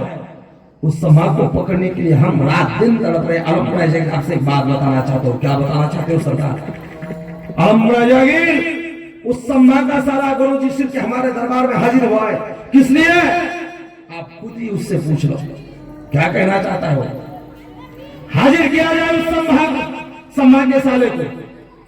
संभाजीराजांचा साला, संभाजीराजांचा मेहुणा गणोजी शिर्क्याला राज दरबारात हजर केलं आणि औरंगजेब हसत म्हणतोय, गणोजी क्यों आए हो हमारे दरबार में? आलमपण है जागीर. हमने सुना है कि आप बड़े उदार हो. क्या मांगना चाहते हो मांगो. क्या चाहिए? कुछ नहीं, सिर्फ इतनी बात मांगने के लिए आए हैं. छत्रपति शिवाजी महाराज ने मरने से पहले हमारे पिताश्री को वचन दिया था कि दाभोल के वतन का टुकड़ा वो हमें दे देंगे. फिर वो जाने के बाद दाभोल के वतन का टुकड़ा हमें मिला नहीं. चाहते क्या हो गणोजी? आलमपण है जागीर. सिर्फ दाभोल के वतन का टुकड़ा हमें चाहिए. बस दे दिया तुम्हें. औरंगजेबाने दाभोळच्या वतनाचा तुकडा देण्याचा असं सहज बोललं जसं काही याच्या बापाच्या खिशातला काढून द्यायचा होता. दाभोळच्या वतनाच्या तुकड्यावर आजही भगव्या रंगाचं राज्य होतं. आजही छत्रपती संभाजी राजांच्या दाढी खाली होतं. आजही दाभोळच्या वतनाचा तुकडा छत्रपती संभाजी महाराजांच्या कचाट्यात असताना सुद्धा औरंगजेबाने म्हणावं दे दिया. लेकिन गणोजी, दाभोळ के वतन का टुकड़ा तुम्हें मिलना है. तुम्हें दाभोळ के वतन का टुकड़ा मिलेगा. तुम मनसबदार बनोगे, जागीरदार बनोगे, देशमुखी मिलेगी, पाटिल की मिलेगी. लेकिन इसके बदले हमें क्या मिलेगा? इसके बदले हमें क्या मिलेगा? आलमपण है जागीर. आप मांगो क्या चाहिए? एक बात बता दो जी, हमें सिर्फ संभा चाहिए. आणि लज्जास्पद खाली मान घातलेला गणोजी शिर्के म्हणतोय, मैं बताता हूं पता संभा का कहा है संभा. आणि मग संगमेश्वराच्या वाड्यावरचा परिपूर्ण पत्ता संभाजीराजांच्या मेहुण्याने गणोजी शिर्क्यांनी औरंगजेबाला दिला आणि मुकरब सहित सैन्य पाठवलं. संगमेश्वराच्या वाड्यावरती संभाजीराजांना पकडण्याकरता सैन्य पाठवलं. ते सैन्य पाठवत असताना मुकरब खान म्हणतो, आलमपण है जागीर. आपने हमारे साथ जो लोग दिए हैं आपको लगता है 3000 लोग हैं. और ये गणोजी कह रहे हैं संगमेश्वर के बारे में सिर्फ 100 मराठे हैं. अरे पागल बने मुकरब, 3000 लोग हो तुम. घाबरलेला दडपण आलेला मुकरब खान म्हणतोय, आलमपण है जागीर. उन मराठों के हाथ जब हम लगते हैं तो आलमपण है जागीर. आपको एक बात बता दूं, बोलना पे तैयार है खुदाए परवरदिगार हमारे लिए जगह खाली करो. आप मराठों की ताकत नहीं जानते, अलमबड़ा जागीर आप मराठों की ताकत नहीं जानते। कन्याकुमारी से काबुल तक आपने हर चीज को अपना लिया। पूरी दुनिया में ऐसी कोई चीज नहीं जिस चीज को औरंगजेब खरीद नहीं सकता। लेकिन एक बात बता दूं, अलमबड़ा जागीर कन्याकुमारी से काबुल तक पूरी दुनिया को खरीदने वाला औरंगजेब पूरी दुनिया खरीद सकता है, लेकिन इसी दुनिया में रहने वाले मराठों ने अब तक खुद को बिकने नहीं दिया है। मराठों की ताकत है।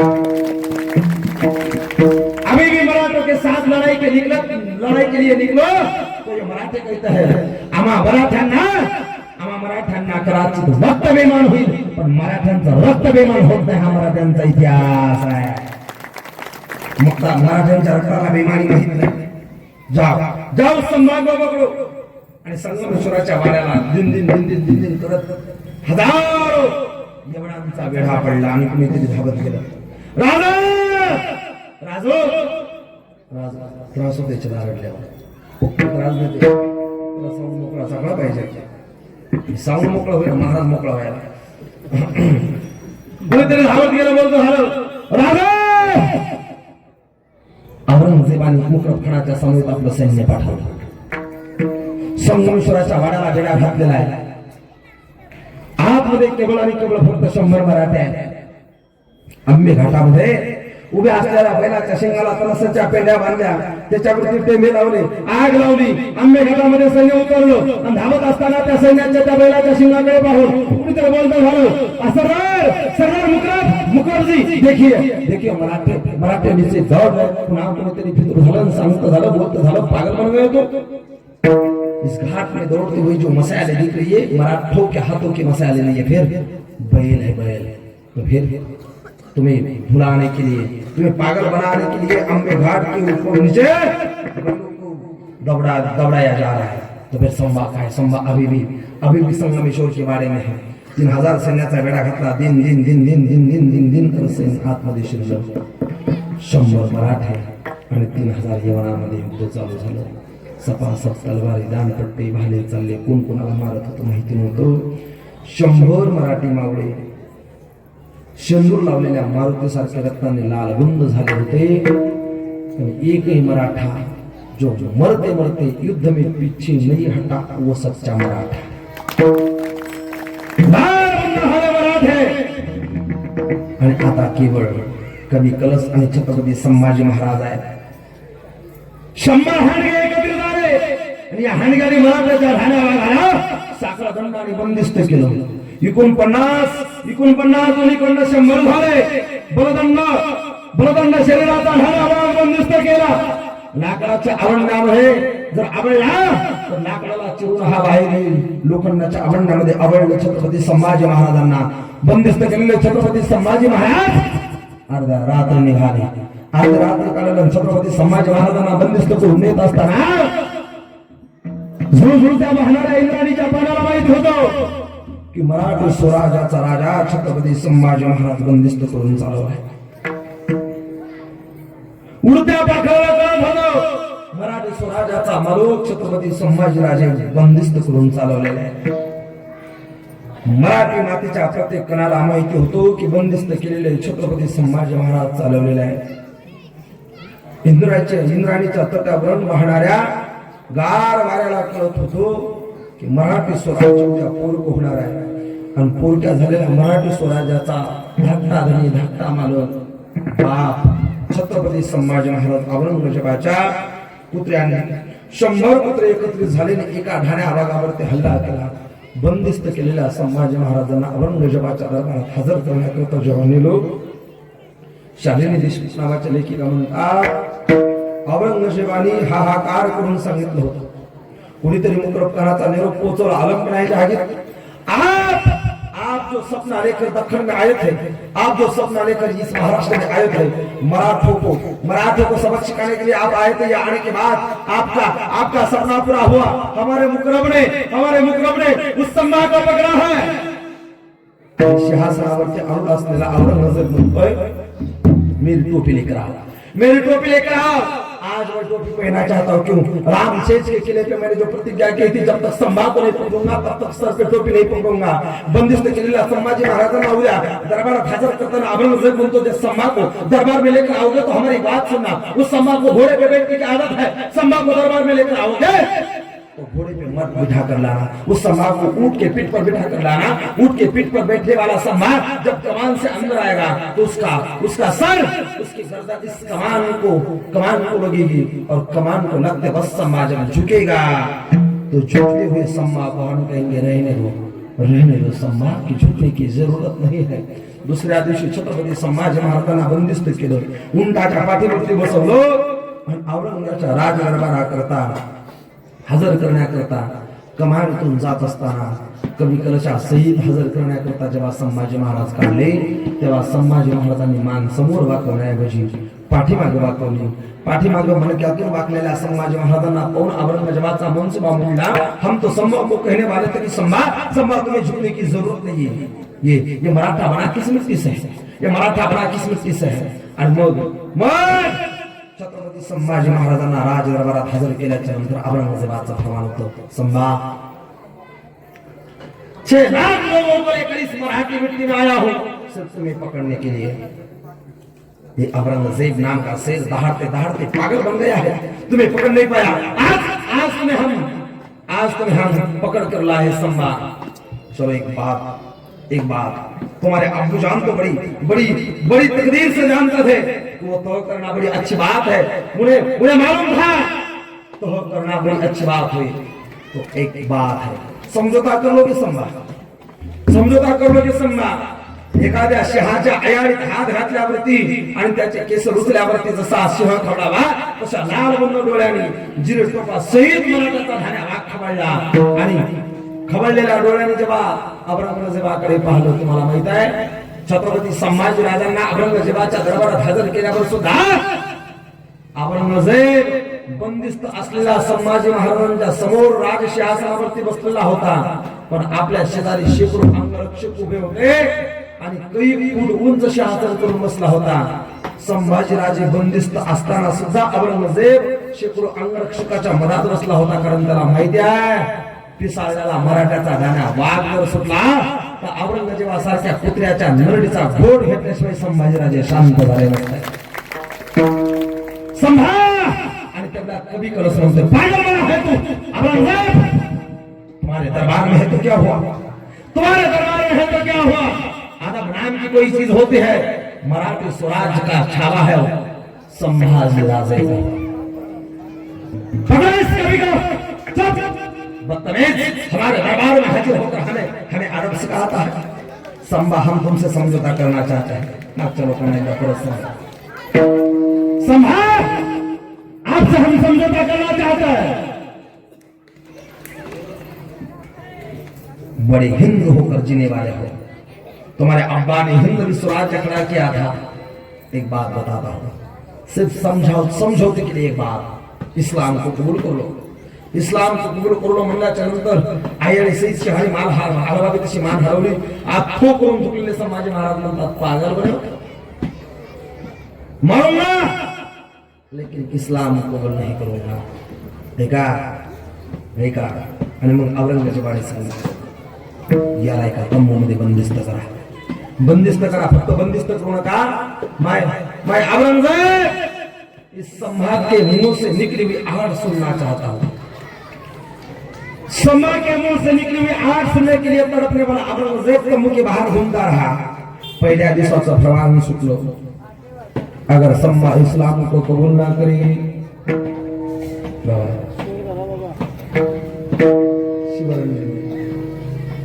अगर संभा इस्लाम को कबूल ना करे तो एक काम करो, क्या एक काम करो, संभा को इस्लाम कबूल करने के लिए कहो। अगर वो ना कर दे तो पहला फरमान है औरंगजेब का, उसके मुंह से निकली हुई आवाज सुनने की आहट सुनने के लिए तड़पने वाला औरंगजेब का मुंह के बाहर घूमता हुआ कह रहा था, आज का फरमान है संभा के तन को छिलते रहो। बापाच्या चाळण्या तयार करण्यात आल्या। ऐका मंडपात बसलेल्या डोक्यावरती भगवा ध्वज असलेल्या, कपाळावरती ऊर्ध्व पुंडराचा गंध असलेल्या, गळ्यामध्ये तुळशीची माळ असलेल्या, अंगणामध्ये तुळस असलेल्या आणि साईबाबाच्या मंदिरावरती कळस असलेल्या हिंदूंना ऐका, तुमच्या पर्यंत आलेला भगवा ध्वज हा सहज आला. त्याकरता छत्रपती संभाजीराजांचं धाकट्या धन्याचं किती समर्पण आहे, काय त्याग आहे. पहिल्या दिवशी राताच्या चाळण्या उभ्या केल्या, संभाजीराजांना राबून धरलं, अंगावरती चाळण्या घासल्या, काकडी शिलावी तसं संभाजीराजांचं शरीर चिन्हण्यात आलं आणि रक्ता बोंबाळ झालेल्या शरीराची साल निघाली. साल निघाल्याच्या नंतर बाहर खड़ा हुआ जो औरंगजेब था वो कहता है, संभा के तन को छिल लिया, आज पूरा तन छिला है उसका पूरा तन छिला है. या अल्लाह, ये खुदा, ये परवरदिगार, ये संभा बड़ा किस्मती से, इसका पूरा तन का तन छिलने के बाद ये संभा अपने मुंह से हाथ में निकाल रहा है. एक काम करो, क्या उसके जख्म पर नमक लगाओ आणि समुद्रात जाडे मीठ बारीक करून छत्रपती संभाजी महाराजांच्या चिल्लेल्या शरीरावरती चिकटलं. जखमेवरती मिठाचा खडा पडला तर गावभर बोंबलणाऱ्यांनो विचार करा, उभ्या शरीराला रक्तबंबाळ करून त्याच्यावरती मिठाच्या ढेपा लावल्या जात होत्या. काय यातना होत असतील संभाजी महाराजांना, काय यातना होत असतील संभाजी महाराजांना. पूर्ण शरीर चिल्लं. दुसऱ्या दिवशीचा प्रमाण आहे, अगर संभा ना माने तो उसकी उंगलियां काट दो. चाळ्या कापण्याची चोळी हजर केली, खाली लाकडाच्या पाट्या ठेवल्या. संभा इस्लाम कबूल करून करारची मान हलवली. संभाजी महाराजांची नख चिमट्यानं उपसली. तटा तटा तटा तटा एखाद्या हाट आणि मांस कापावं तशी छत्रपती संभाजी राजांची बोटं तोडली.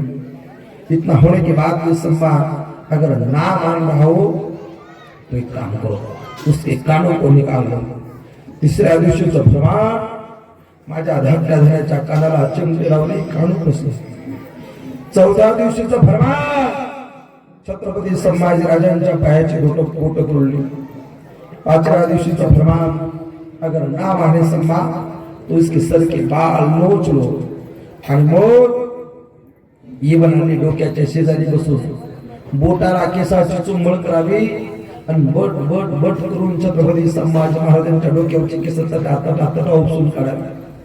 रक्तबंबाळ झालेल्या डोक्यातून रक्त निघत असताना केवळ मुखातून एक जप चालू आहे, जगदंब उदयोस्तु, जगदंब उदयोस्तु, जगदंब उदयोस्तु. येवनांनी बटांची चुंबळ करून डोकं उपसलं आणि त्या काळात छत्रपती संभाजी महाराजांना लहानपणीची आठवण आली. हे तेच केस आहेत जे केस विस्कटल्यावर मासाहेब मांडणीवरती झोपू घालायच्या. हे तेच केस आहेत जे केस विस्कटल्यावर मासाहेब जिजाऊ प्रेमाने डावा हात केसातून फिरवायच्या. हे तेच केस आहेत ज्याच्यावर धूळ बसल्यावरती मासाहेब या केसाला तेल लावायच्या. हे तेच केस आहेत, हे तेच केस आहेत. सईबाईंच्या जाण्यानंतर माझ्या डोक्याच्या केसांना सांभाळण्याकरता छत्रपती शिवाजीराजांचं समर्पण आहे. हे तेच केस आहेत जे जिरोटोप युवराज पदाचा जिरोटोप धारण करत असताना आवासाहेबांनी दोन्ही बाजूने केस सावरले होते. आणि मग बंदोबस्त झालेले, शरीर छिल्लेले, बोट तुटलेले, कान उपसलेले आणि केसाच्या चुमडी करून उठत असताना संभाजीराजे मनातल्या मनात मासाहेबांना बोलतात, मासाहेब मासाहेब आबासाहेब, तुम्ही सांगितलं होतं की शंभू स्वराज्याला शोभशील असा छावा हो. आबा आबा खरं सांगा, हिंद स्वराज्याला शोभेल असा मी छावा झालो का? ऐका, डोक्याची केस उपसली. एवढं सगळं झाल्यावरही केवळ आणि केवळ अखंड एक जप चालू आहे, जगदंब उदयोस्तु, जगदंब उदयोस्तु, जगदंब उदयोस्तु.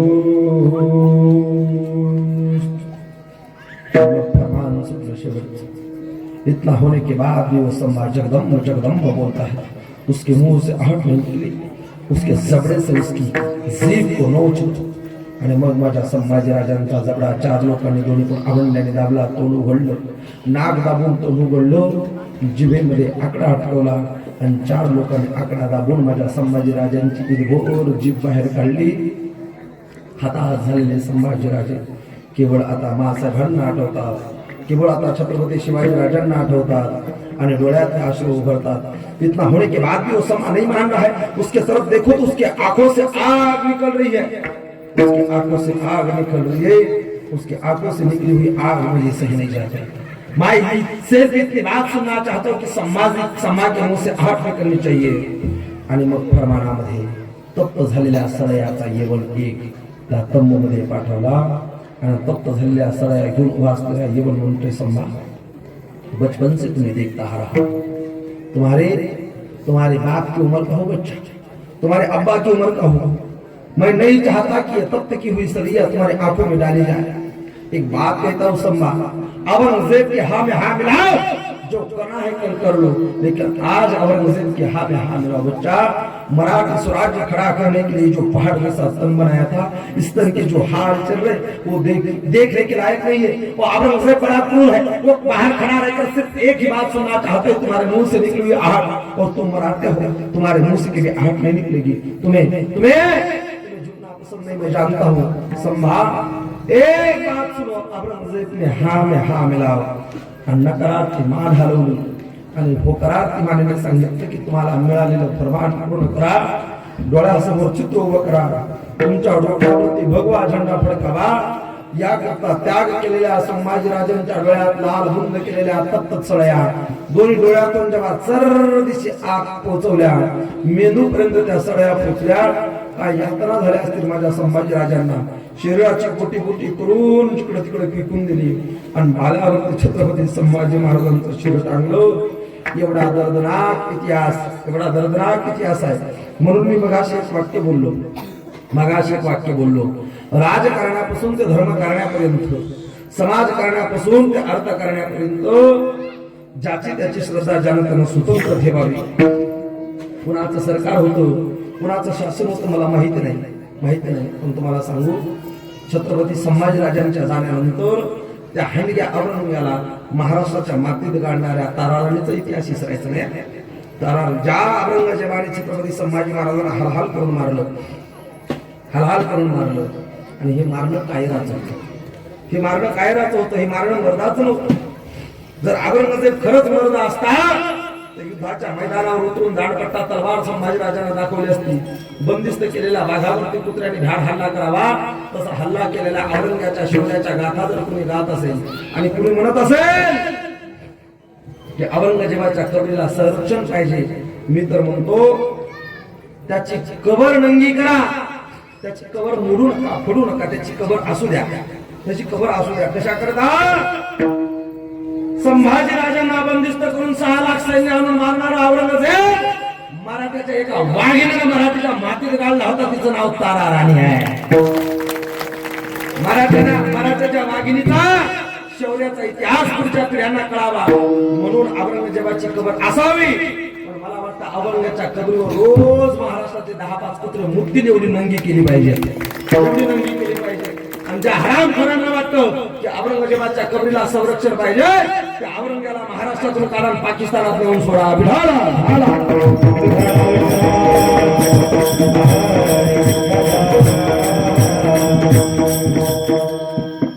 एवढा महाभयंकर इतिहास आहे.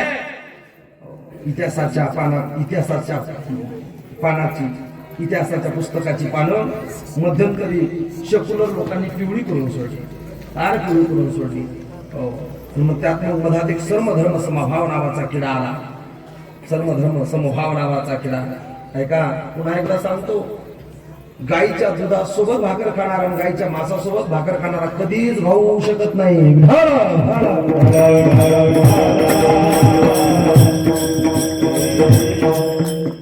रस्त्यावर उभ्या असलेल्या गाईवर ट्रक घालणारा आणि गाईला माय म्हणून पुजणारा कधीच भाऊ होऊ शकत नाही.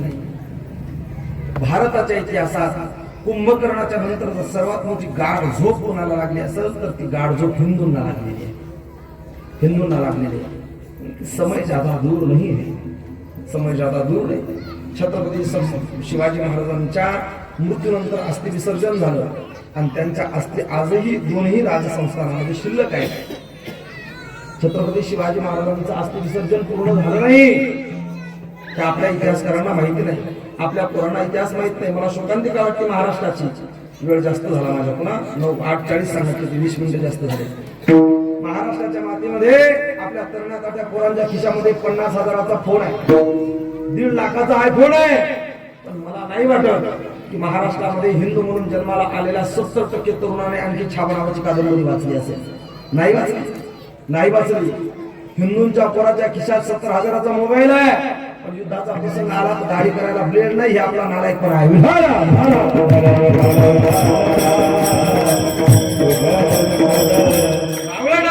आपण संपत चाललो. वेळ आली तर आपल्याला भोसले बाबाच्या टाळ घेऊनच लोक मारणार, दुसरं काही राहत नाही. आणि आपली परंपरा आहे. प्रभू रामचंद्र 14 वर्ष वनवास भोगायला गेले, पण धनुष्य कधी नाही ठेवला. नाही 13 वर्ष पांडव वनवासात गेले, 1 वर्ष अज्ञातवासात गेले, पण पांडवानं शस्त्र नाही सोडले. हिंदूंची परंपरा आहे, साम दाम दंड भेद शस्त्र और शास्त्र लेकर जो चले उसे हिंदू और सनातनी कहते हैं.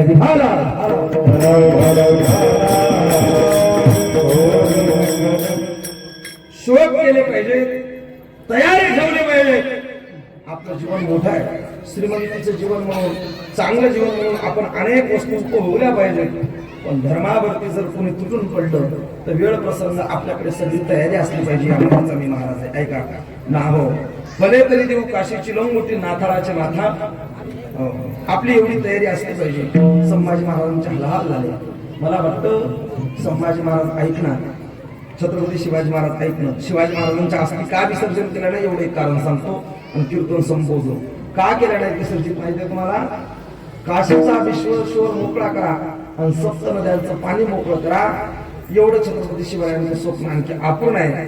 मी म्हणतो झोपडीतले प्रभू रामचंद्र मंदिरात आले तसा एकदा काशीचा विश्वेश्वर मोकळा झाला आणि 7 नद्यांचं पाणी मुक्त झालं की छत्रपती शिवाजी राजांना मुक्ती मिळाली असं समजायचं. तुकाराम तुकाराम